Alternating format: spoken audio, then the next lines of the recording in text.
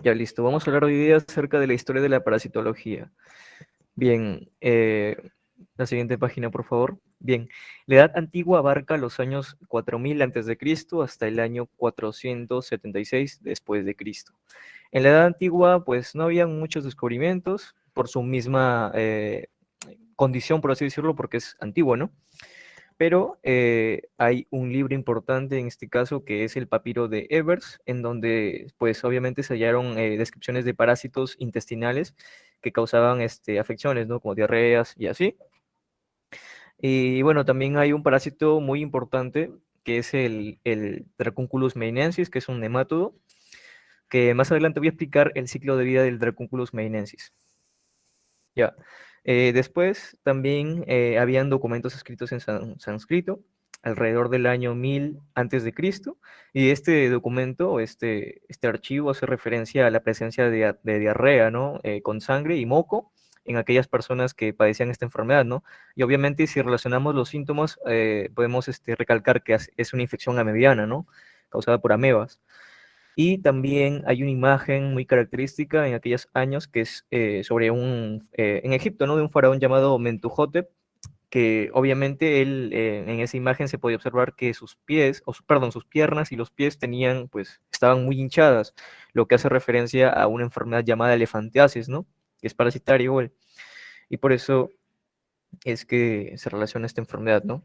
Después, como no hay mucho más en esta edad pues finaliza con el colapso y la caída del Imperio Romano, y este periodo tuvo carácter militar y la historia de la parasitología aún no registraba los hechos decisivos. Cambio de página, por favor. Después tenemos la Edad Media. En la Edad Media abarca el año 476 a 1453 después de Cristo. Aquí tampoco no se encuentran más avances, por así decirlo, descubrimientos.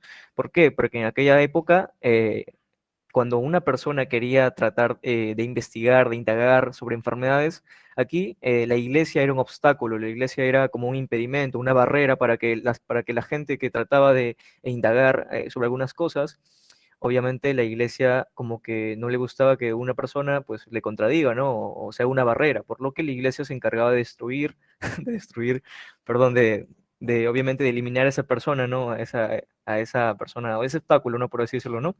En donde obviamente las personas que contradecían a la iglesia pues eran asesinadas en la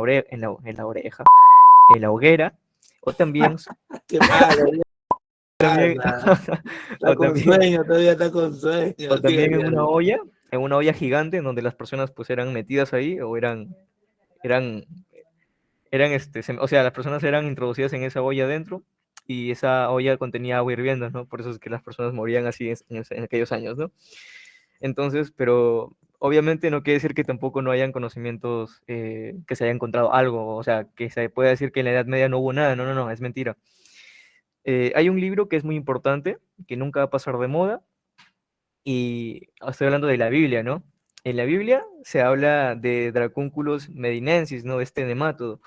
Bien, se puede decir que el ciclo de vida de este parásito, de este nemátodo, simplemente inicia cuando una persona consume agua contaminada o agua que no está potable, ¿no? Y eso obviamente pasa en África, en el continente africano. Bien, cuando una persona consumía o bebía aguas contaminadas, estas aguas contienen larvas, creo, si no me equivoco, o insectos, que este insecto puede, por así decirlo, poner esos huevos, ¿no? Entonces, cuando una persona obviamente consumía esa agua, el insecto o la larva creo que ingresaba a su cuerpo, y en su cuerpo estos huevos empezaban a salir, ¿no? A reventar, ¿no? Por así decirlo. Entonces daba vida a dos gusanos o dos parásitos, por así decirlo, el parásito hembra y el parásito macho. En este caso, el parásito macho, luego de aparearse con la hembra, simplemente moría, simplemente, y la hembra empezaba a crecer, luego de aparearse, empezaba a crecer tan pero tan larga, y obviamente el paciente siempre sentía un dolor muy, pero muy insoportable, ¿no? En la zona de los pies, en la zona, mejor dicho, en la zona lateral, puesto que por ahí es donde desembocaba ese parásito, este parásito largo, ¿no? Que es Dracunculus medinensis. Siempre cuando este parásito estaba a punto de salir, siempre se notaba en la parte superficial, claro, superficial, ¿no? Del pie se notaba como una especie de úlcera o de una ampolla, ¿no? Entonces era un indicio de que algo iba a salir por ahí y ese algo es el parásito Dracunculus medinensis.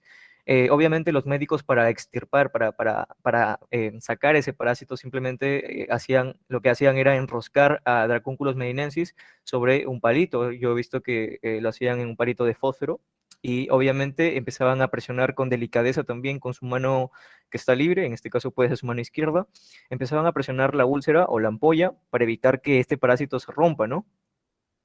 Entonces así es como era el ciclo de vida de Dracunculus medinensis. Obviamente esta enfermedad, como no había mucho conocimiento en aquellos años, simplemente se le tachaba como una vena podrida, como una vena de Medina, ¿no? En aquellos años. También en aquellos años a esta enfermedad se le conocía como una serpiente dragón, ¿no? Porque en la Biblia explica que hubo una plaga de esta serpiente de dragón que asesinó a los judíos del Mar Rojo después del éxodo de Egipto. Por eso es que se le domina como serpiente de dragón. Y bueno, esta Edad Media finaliza con la caída del Imperio Bizantino a manos de los turcos en el siglo XV. Pero todo comienza a cambiar y a mejorar cuando llegamos a la siguiente era. Y estoy hablando de la Edad Moderna. La Edad Moderna abarca los años 1670 a 1780. Esta edad abarcó conocimientos como la Ilustración y el Renacimiento, que eran movimientos para que la sociedad consiga un avance pleno, ¿no? Acerca de enfermedades, ¿no? Pero específicamente hoy es sobre parasitología. Vamos a hablar de Carlos Linneo, ¿no? Que describió en el año 707 hasta el año 1778 a los 6 gusanos que son Ascaris lumbricoides, Ascaris vermicularis, Gordius medinensis, Fasciola hepática, Taenia o Taenia solium y Taenia lata o Taenia lata. Luego, en el año 1674, el médico Edward Tyson detalló la anatomía de Ascaris lumbricoides, al igual que el italiano Francesco Redi en el año 1674. Luego, en el año 1681, el neerlandés o holandés Anton van Leeuwenhoek descubrió el protozoario Yarlia lamblia en esas diarreicas de sí mismo gracias a la invención de su microscopio. Luego, a partir del Renacimiento, alrededor de los siglos XV y XVI, se observaron grandes adelantos. ¿Por qué se observaron grandes adelantos? Porque se empezó o sea, se inventó la imprenta, ¿no? Gracias a la imprenta se elaboraron también enciclopedias. Todo esto gracias a Gutenberg, creo que es un sueco, que en el año 1435 se encargó de inventar a la imprenta, ¿no? Y posteriormente de esto se elaboraron enciclopedias, ¿no? Obviamente esto jugó un papel importante para demostrar que el uso del conocimiento a partir de la razón, ¿no? Y obviamente ya la iglesia perdió su poder aquí en la Edad Moderna, ¿no? Ya no tenía el poder que tenía antes para poder eliminar a quien se oponga, ¿no? A sus leyes, eh, a todo lo que ellos proponían, ¿no? Ahora vamos a hablar de la Edad Contemporánea. La siguiente página, por favor. En la Edad Contemporánea es acerca del año 1790 hasta la actualidad, perdón. Bien, la Edad Contemporánea comienza oficialmente con el inicio de la Revolución Francesa y es en la que vivimos en la actualidad. Esta edad abarca mayores avances para la parasitología debido a los descubrimientos científicos y tecnológicos. Vamos a empezar en el año 1798, donde el cirujano de la Armada Francesa Renault describió los primeros casos de hematuria en esquistosomiasis manifestada entre los soldados, obviamente de aquellas guerras, ¿no?